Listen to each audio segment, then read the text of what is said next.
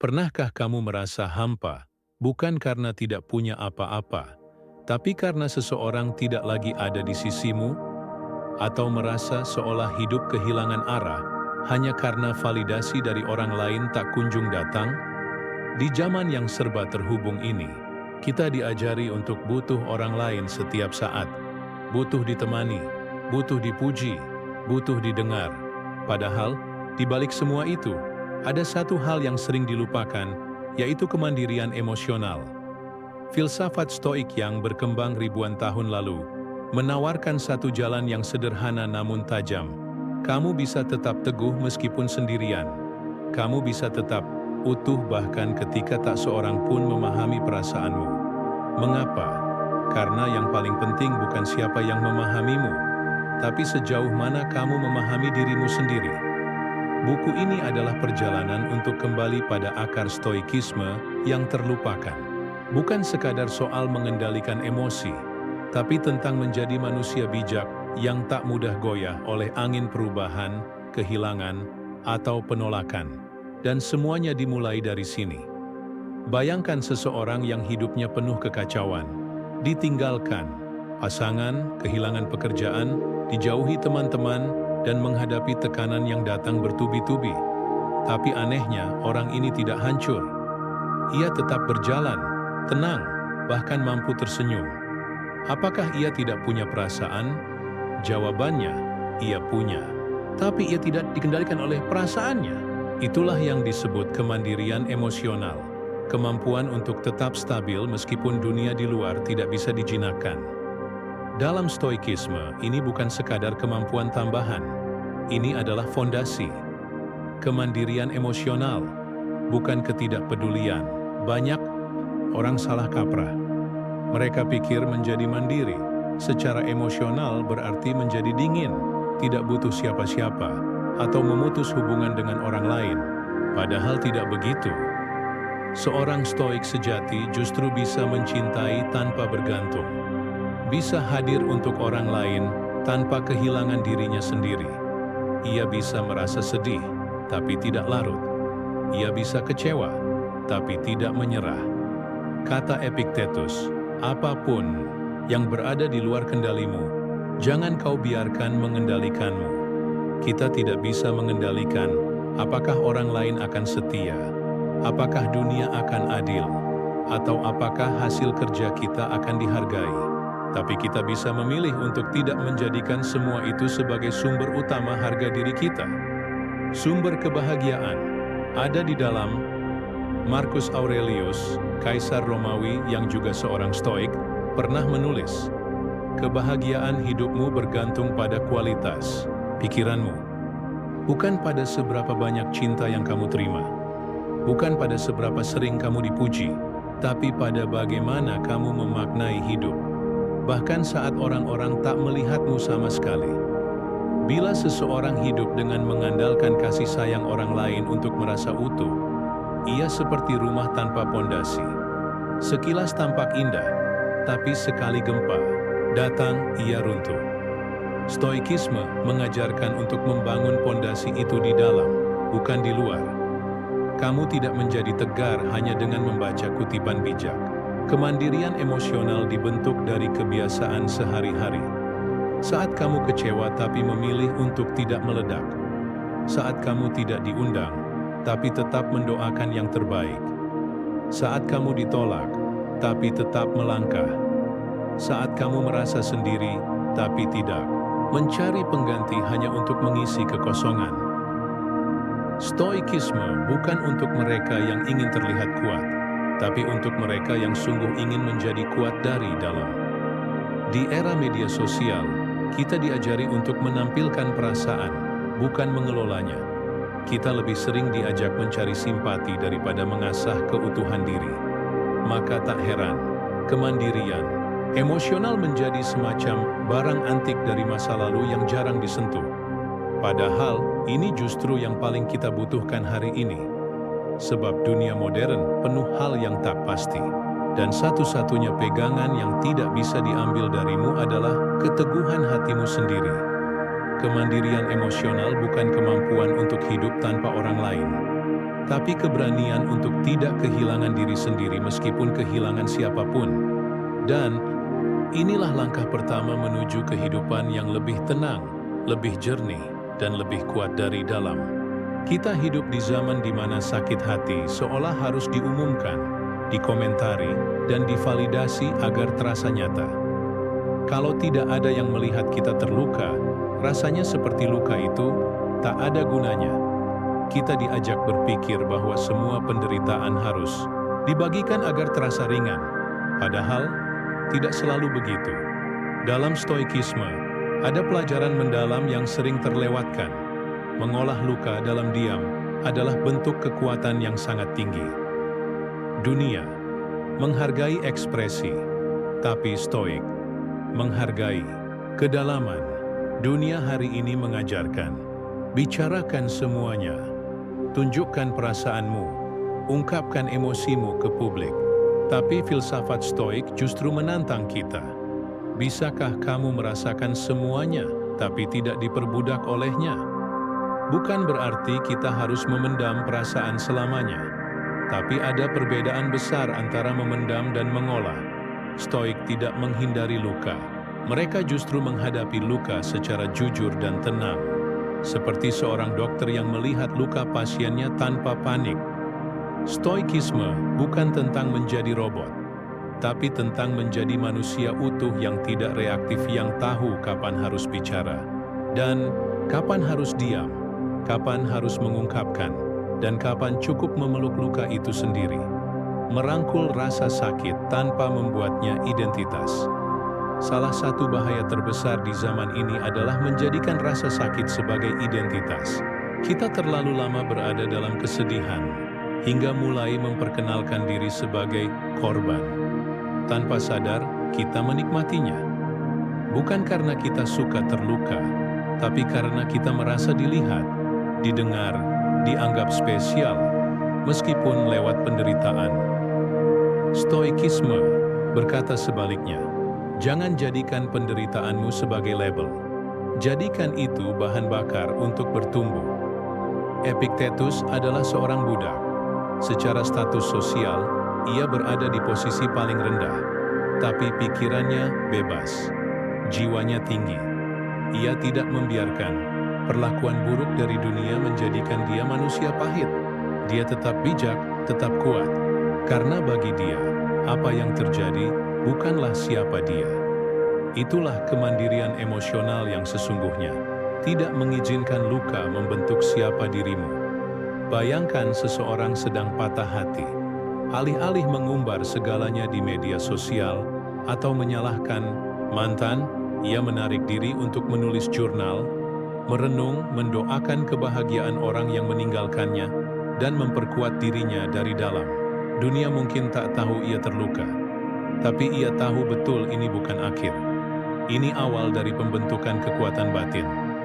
Dalam buku Meditations, Marcus Aurelius menulis, jika kamu terluka oleh sesuatu di luar, itu bukan karena hal itu sendiri, tapi karena penilaianmu terhadapnya, dan kamu bisa mengubah penilaian itu.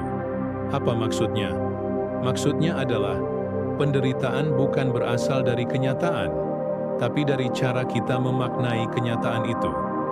Jika kamu bisa mengubah makna, kamu bisa mengubah dampaknya pada jiwamu.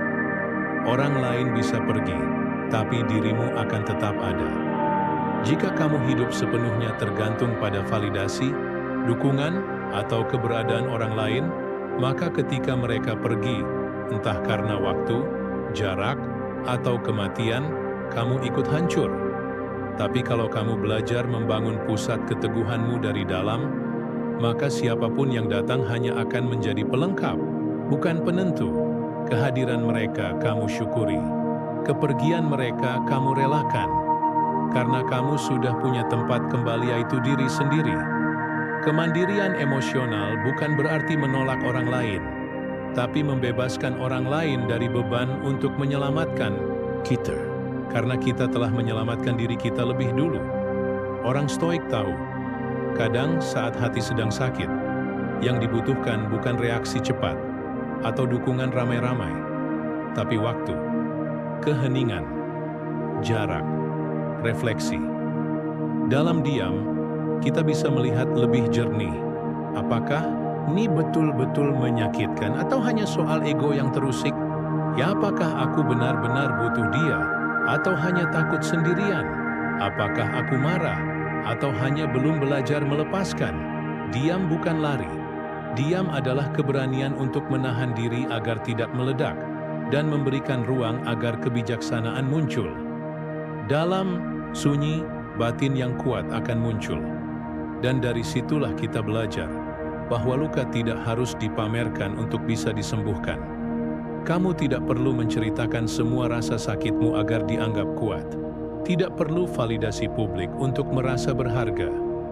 Tidak perlu panggung untuk menjadi penyintas.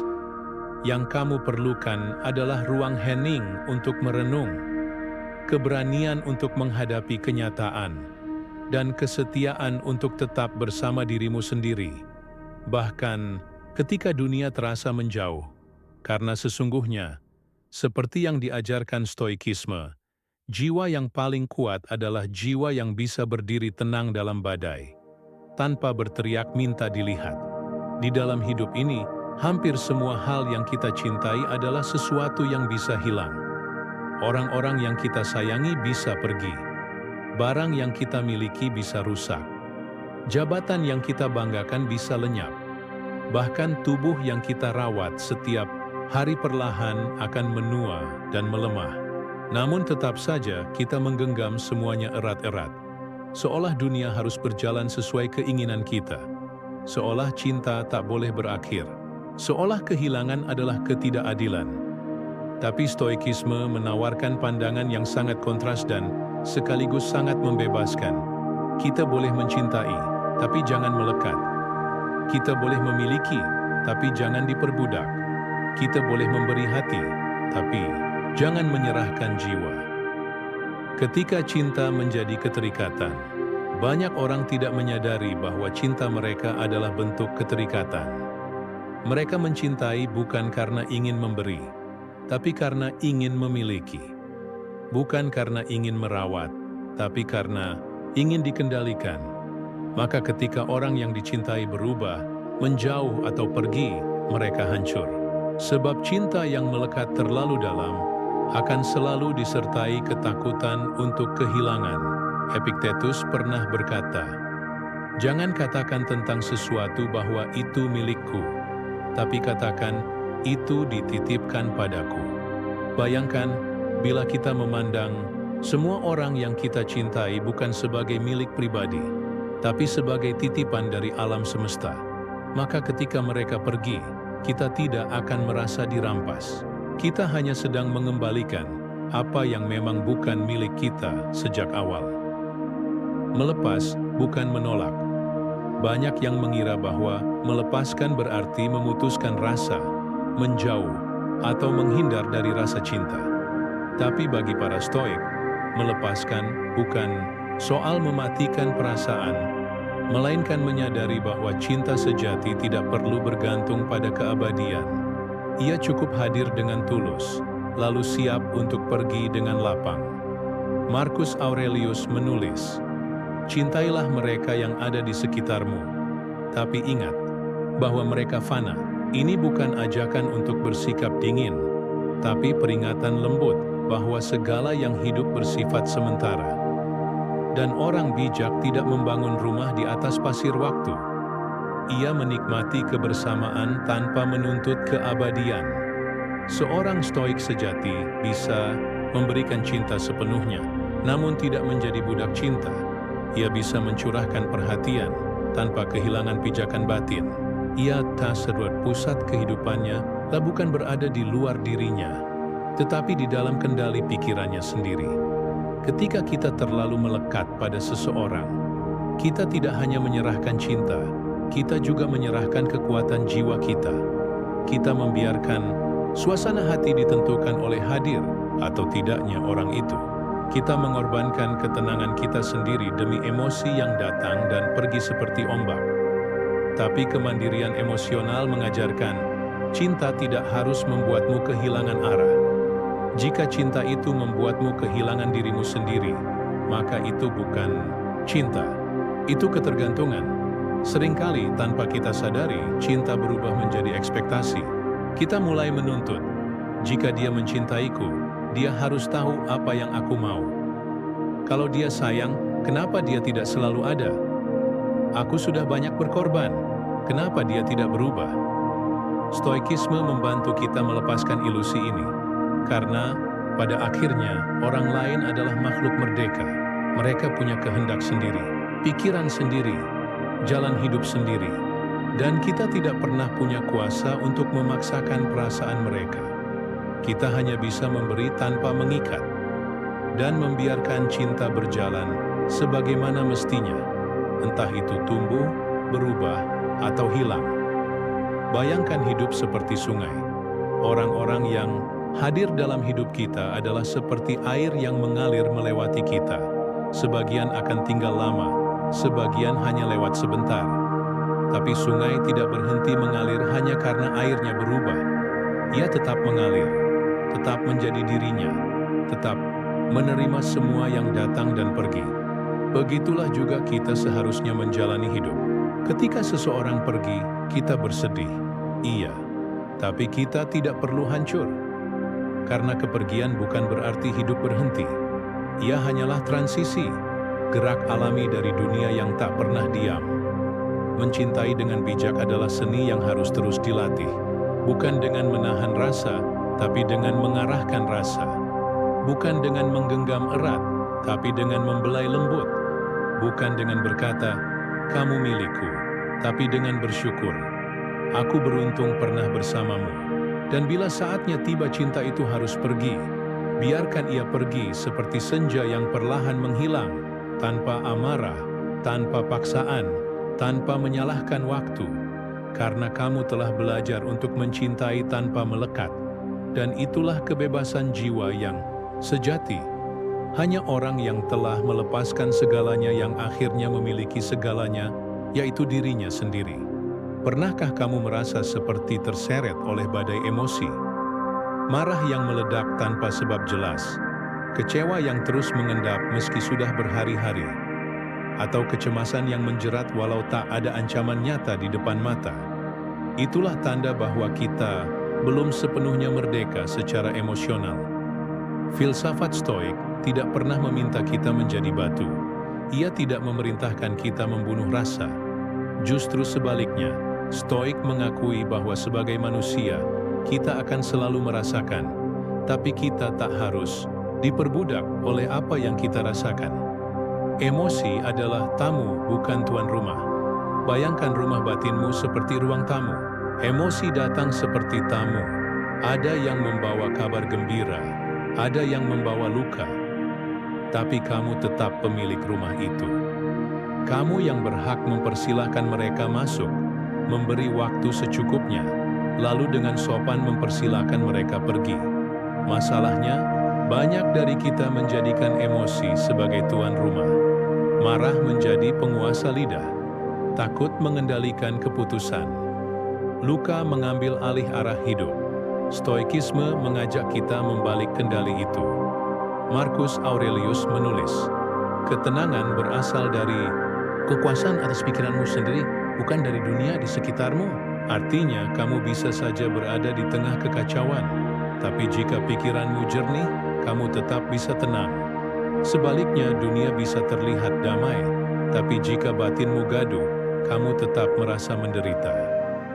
Tenang adalah hasil latihan, bukan bawaan lahir. Banyak orang menganggap ketenangan adalah sifat alami yang dimiliki sebagian orang, seperti orang introvert yang kalem, atau mereka yang terlihat dingin. Padahal, dalam stoikisme, tenang adalah hasil latihan panjang untuk tidak bereaksi secara impulsif terhadap hal-hal di luar kendali. Setiap kali kamu merasa ingin membalas ucapan kasar seseorang tapi kamu menahan diri, kamu sedang melatih ketenangan. Setiap kali kamu tergoda untuk panik tapi memilih menarik napas dan berpikir jernih, kamu sedang membangun fondasi keteguhan jiwa. Seperti otot yang tumbuh karena beban, ketenangan tumbuh karena tantangan. Epictetus berkata, bukan peristiwa yang mengganggumu, tapi penilaianmu terhadap peristiwa itu. Jadi, bukan ucapan orang lain yang menyakitimu, tapi cara kamu menafsirkan ucapan itu. Bukan situasi yang membuatmu cemas, tapi pikiranmu tentang situasi itu. Ketika kamu sadar bahwa kamu memiliki kendali atas penilaianmu, maka kamu mulai menapaki jalan ketenangan. Menahan reaksi adalah bentuk keberanian. Di dunia yang reaktif, di mana segala hal bisa langsung dibalas, dikomentari, atau diviralkan, menahan diri untuk tidak merespons adalah tindakan yang revolusioner. Orang-orang bijak dalam stoikisme tahu bahwa diam bukan berarti kalah, dan lambat merespons bukan berarti lemah. Justru mereka memahami bahwa dalam keheningan muncul ruang untuk berpikir. Tenang adalah keberanian untuk tidak segera membalas dunia. Tenang adalah kekuatan untuk tidak langsung melawan. Tenang adalah keputusan untuk memeriksa pikiran sebelum percaya padanya. Karena seringkali, pikiran pertama kita bukanlah kebenaran, melainkan kebiasaan. Jika kamu menunggu dunia menjadi tenang agar kamu merasa damai, kamu akan kecewa. Karena dunia tidak pernah kehabisan gejolak. Masalah muncul, orang berubah, rencana gagal, kabar buruk datang tiba-tiba. Tapi stoikisme berkata, kamu tidak bisa mengendalikan lautan, tapi kamu bisa belajar menjadi perahu yang tidak karam. Kamu bisa mengatur arah hidupmu, meski ombak besar menghadang. Kamu bisa menjaga batinmu tetap kokoh, meski orang-orang di sekitarmu panik. Karena kamu tidak hidup berdasarkan apa yang terjadi, tapi berdasarkan bagaimana kamu menanggapi apa yang terjadi. Inilah esensi kemandirian emosional. Kamu tidak menunggu dunia memperlakukanmu dengan sempurna. Kamu memperkuat batinmu agar tetap utuh meski dunia kacau. Tenang, bukan pasrah, tapi tahu mana yang perlu direspon. Ketenangan dalam stoikisme bukan sikap pasif. Ia tidak mematikan keberanian, tidak memadamkan semangat. Justru dari ketenangan muncul kejelasan, mana yang bisa kita ubah dan mana yang harus kita terima. Dari sana kita tahu kapan harus bertindak dan kapan harus melepaskan.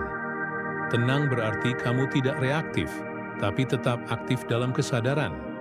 Kamu tidak lari dari kenyataan tapi tidak dikoyak olehnya. Kamu hadir sepenuhnya dalam hidup ini, tapi tetap setia pada pusat batinmu yang tak goyah. Tenang bukan berarti kamu tak pernah marah, takut, atau sedih. Tapi kamu tidak membiarkan perasaan itu mengambil alih hidupmu.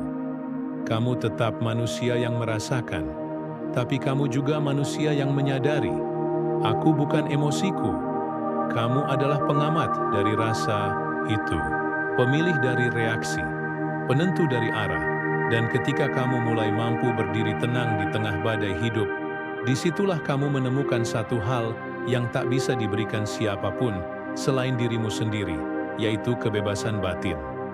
Orang lain boleh gaduh, dunia boleh gaduh, tapi aku memilih tenang, karena aku yang memegang kendali atas pikiranku. Dalam hidup kita tidak hanya akan menghadapi kehilangan, tapi juga pengkhianatan. Tidak hanya ditinggalkan, tapi dilukai. Tidak hanya gagal, tapi disalahkan atas sesuatu yang tidak kita lakukan. Dan luka-luka yang datang dari orang yang kita percaya, itulah yang paling menusuk. Orang yang pernah kita beri pelukan, tapi menyimpan pisau di punggungnya. Orang yang pernah kita bela, tapi meninggalkan kita di tengah serangan. Orang yang kita pikir akan tetap setia, tapi justru menjadi sumber luka terdalam. Lalu, bagaimana cara menjalani hidup tanpa dikuasai oleh amarah, dendam, dan rasa hancur? Pengkhianatan adalah realitas, bukan keajaiban gelap. Stoikisme tidak pernah menutup mata bahwa manusia bisa sangat menyakitkan. Bahkan Marcus Aurelius menulis dalam Meditations, sejak awal hari kita harus mengingat bahwa hari ini aku akan bertemu dengan orang yang suka mencela, menipu, arogan, licik, dan egois. Ini bukan pikiran pesimis. Ini adalah persiapan batin. Seorang stoik tidak berharap dunia akan selalu memperlakukannya dengan adil.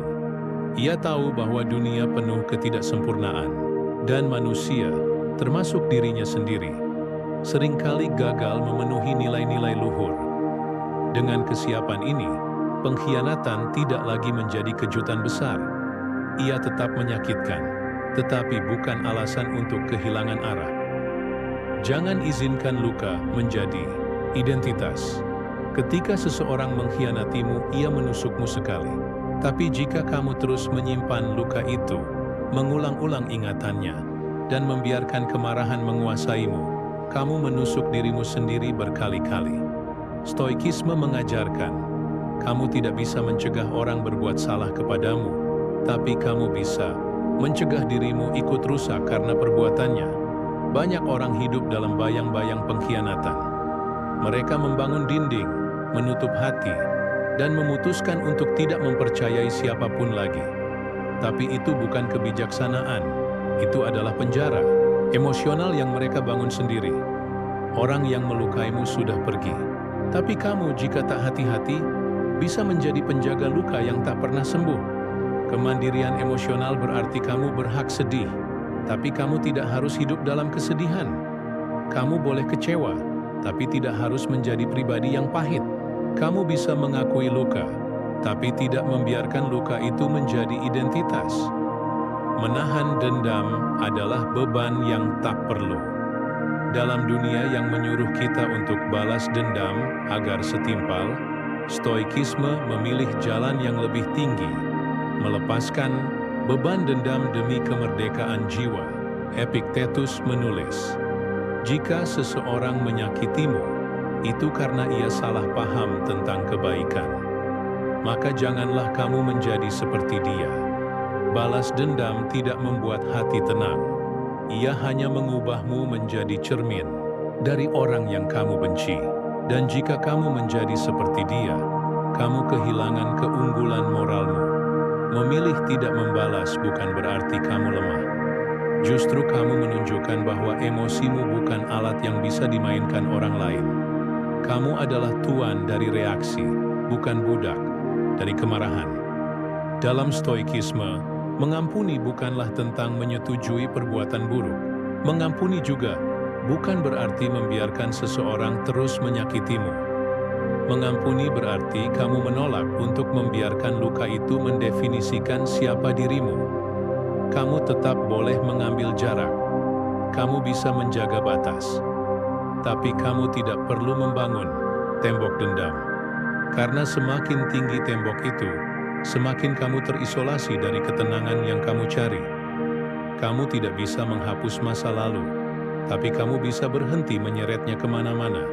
Setiap luka bisa menjadi guru, bukan untuk mengajari kita membenci, tapi untuk membantu kita memahami siapa yang layak diberi kepercayaan, batas seperti apa yang perlu dijaga, dan bagaimana tetap menjadi pribadi kuat tanpa menjadi dingin. Seorang stoik memandang luka sebagai pembentuk karakter, bukan penghancur jati diri. Jika kamu bisa dikhianati, tapi tidak kehilangan kasih. Jika kamu bisa disakiti, tapi tetap menjaga hati dari kebencian, maka kamu telah melampaui orang-orang yang melukaimu.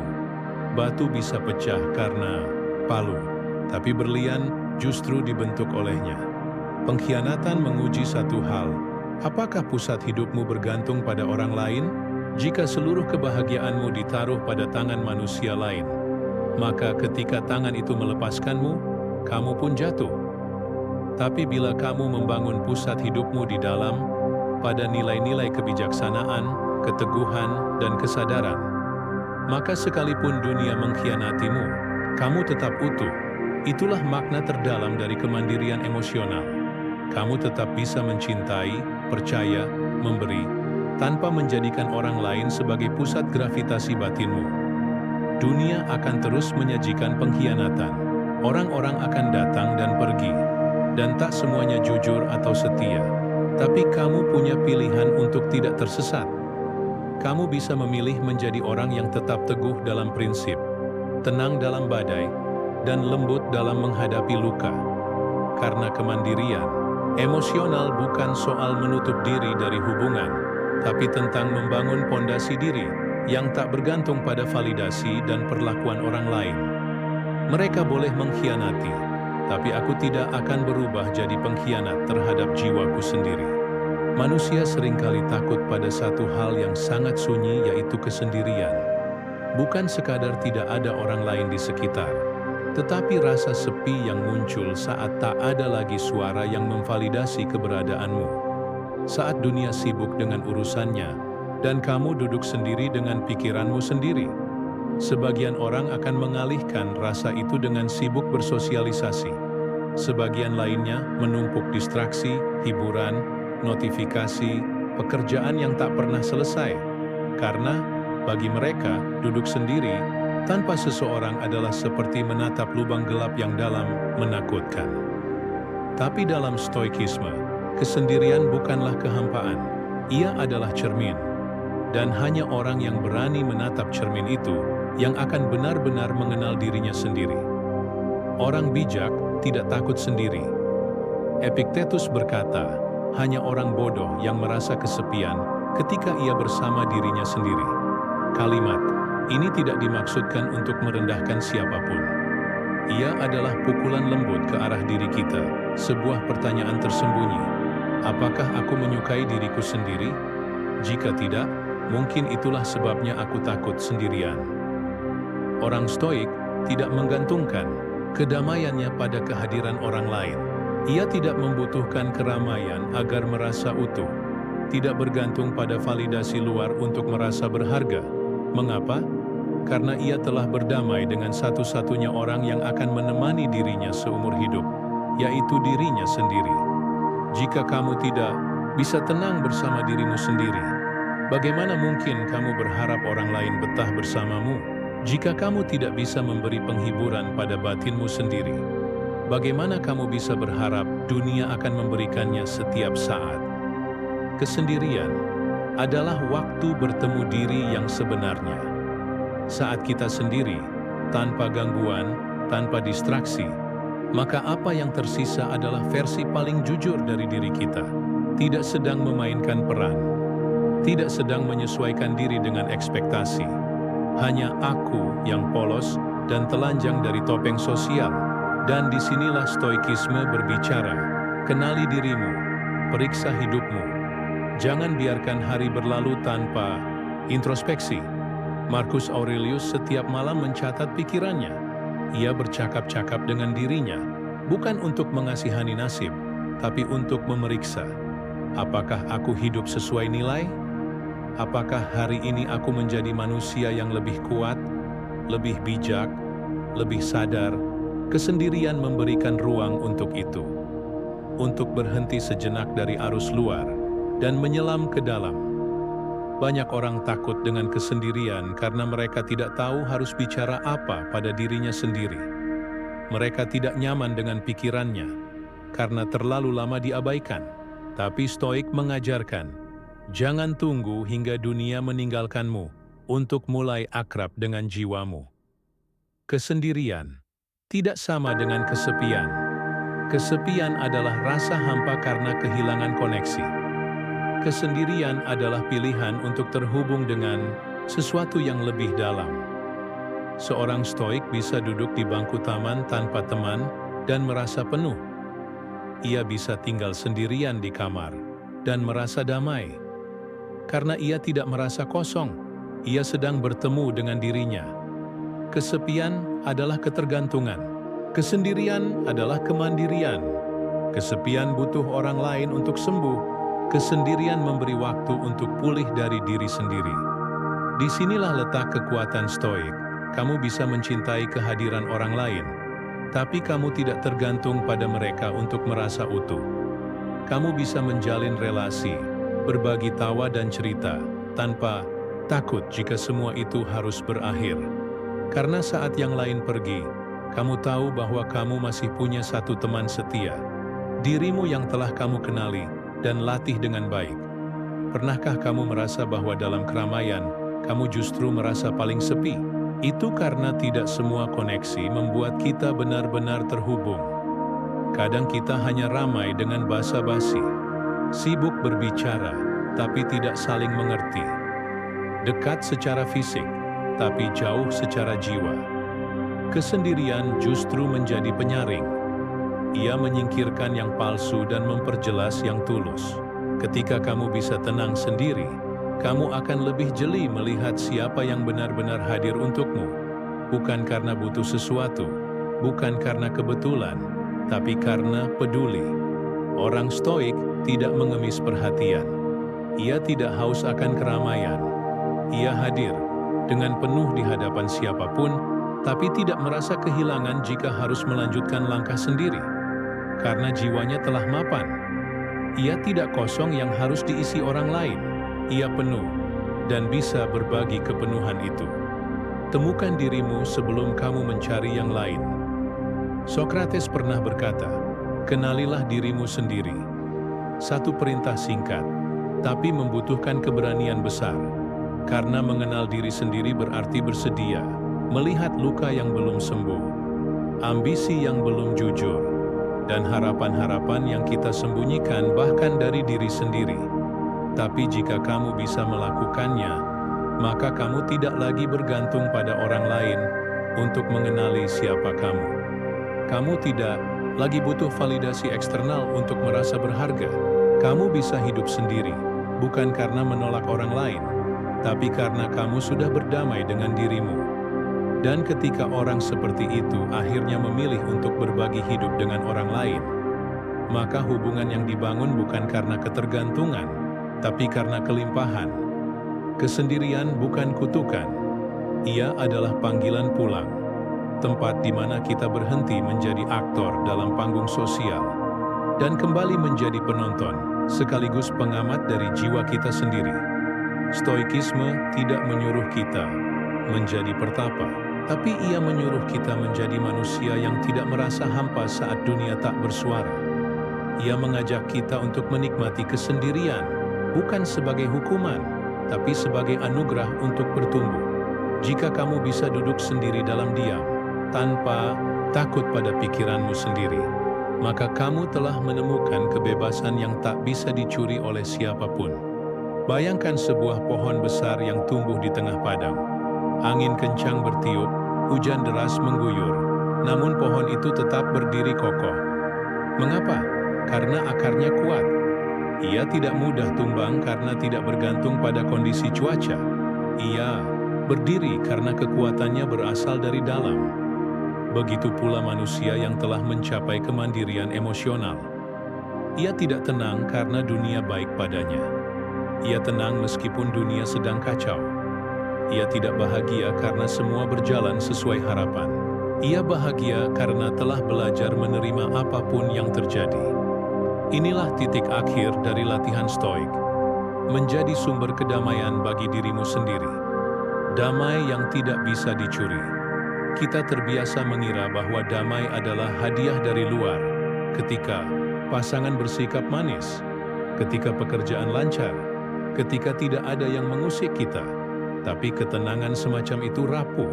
Ia bisa hancur hanya karena satu komentar pedas, satu notifikasi yang mengusik, satu masalah tak terduga. Stoikisme membalik cara pandang itu. Jika kamu mengaitkan kebahagiaanmu pada sesuatu yang di luar kendalimu, maka kamu telah menyerahkan kendali atas hidupmu. Epictetus. Orang bijak menurut Stoik tidak membiarkan dunia menjadi penentu suasana hatinya. Ia tidak menjadikan orang lain sebagai pengatur emosinya. Ia tidak meletakkan kebahagiaannya di tangan siapapun, bahkan di tangan waktu. Mengapa? Karena ia tahu dunia berubah, karena ia sadar orang datang dan pergi, dan karena ia telah menemukan bahwa kedamaian sejati hanya bisa lahir dari dalam. Ada dua jenis manusia, mereka yang menadah air dari luar, berharap dunia terus mengisi ember emosinya. Mereka yang menjadi mata air, mengalirkan ketenangan dari dalam dirinya sendiri. Yang pertama, mudah kecewa. Begitu dunia berhenti memberi, mereka kering, marah, hampa. Yang kedua, tidak bergantung. Mereka tetap memberi bahkan saat tidak ada yang mengisi. karena mereka tidak hidup dari reaksi, tapi dari nilai. Seorang stoik adalah mata air itu. Ia berlimpah bukan karena memiliki segalanya, tapi karena ia telah mencukupkan dirinya. Ia damai bukan karena bebas dari masalah, tapi karena telah menyikapi masalah dengan kebijaksanaan. Bagaimana kita tahu bahwa kita telah menapaki jalan ini? Berikut tanda-tanda yang diajarkan dalam tradisi stoik. Kamu bisa tenang meski tidak ada yang memuji. Kamu tidak lapar validasi, karena kamu tahu nilaimu bukan berasal dari opini orang. Kamu bisa bahagia meski sendirian, bukan karena menolak hubungan, tapi karena tidak menjadikan orang lain sebagai alat pengisi kekosongan. Kamu tidak bereaksi berlebihan saat disakiti, karena kamu tahu, kamu tidak bisa mengendalikan tindakan mereka, hanya responmu. Kamu tidak mudah iri pada kehidupan orang lain, karena kamu sadar, hidupmu adalah takdirmu, dan kamu telah memilih untuk menjalani dengan sadar. Kamu mampu berkata, tidak, tanpa rasa bersalah. Karena kamu tidak hidup untuk menyenangkan semua orang, tapi untuk hidup sesuai nilai. Itulah manusia stoik. Ia tidak kebal terhadap luka, tapi ia tahu cara menyembuhkannya. Ia tidak bebas dari tekanan, tapi ia tahu bagaimana tetap tenang di bawahnya. Mengalir bersama, bukan melawan segalanya. Kemandirian emosional bukan berarti menjadi batu yang dingin. Bukan berarti kamu menutup diri dari cinta, kehangatan, atau tawa bersama orang lain. Justru sebaliknya, ketika kamu tidak bergantung, kamu bisa hadir secara utuh. Kamu bisa mencintai tanpa melekat. Kamu bisa membantu tanpa merasa harus diselamatkan. Kamu bisa hadir bukan untuk mencari isi, tapi untuk berbagi isi yang telah penuh. Stoikisme tidak menjadikanmu asing dari dunia. Ia menjadikanmu kuat di tengah dunia yang penuh ketidakpastian. Jadilah seperti sungai yang mengalir tenang. Kadang riak muncul, kadang ombak datang. Tapi dasar sungai tetap kokoh, karena tahu bahwa semua akan berlalu. Di akhir perjalanan ini, kita tidak menemukan bahwa stoikisme memberi jalan menuju dunia yang sempurna. Tidak, dunia tetap penuh ketidakpastian. Hidup tetap tak bisa ditebak. Orang lain tetap bisa berubah sewaktu-waktu. Tapi kita telah belajar satu hal, jika kita bisa menjadi sumber kedamaian bagi diri sendiri, maka kita tak perlu menunggu dunia berubah untuk merasa tenang. Kamu bukan lagi penumpang yang dikendalikan ombak emosi. Kamu adalah nakhoda yang tahu arah, meski badai datang. Kemandirian emosional bukan sekadar kekuatan batin. Ia adalah bentuk cinta tertinggi. Cinta kepada diri sendiri yang cukup dewasa untuk tidak mengemis, cukup bijak untuk memilih diam, cukup tenang untuk memaafkan, dan cukup kuat untuk melanjutkan. Dan saat kamu telah sampai di titik ini, kamu tidak lagi berjalan dengan ketergantungan tapi dengan kesadaran. Hiduplah dengan jiwa yang tidak lapar pengakuan, tidak haus perhatian, dan tidak menggantungkan kedamaian pada yang tak pasti. Jadilah seperti pohon yang akarnya menembus bumi, bukan daun yang tertiup angin. Jadilah manusia stoik, bijak, tenang, dan bebas. Karena dalam dunia yang terus berubah, kamu telah menjadi tempat paling stabil bagi dirimu sendiri. Jika kamu bisa meraih itu, maka kamu tidak hanya hidup, kamu telah menguasai hidup.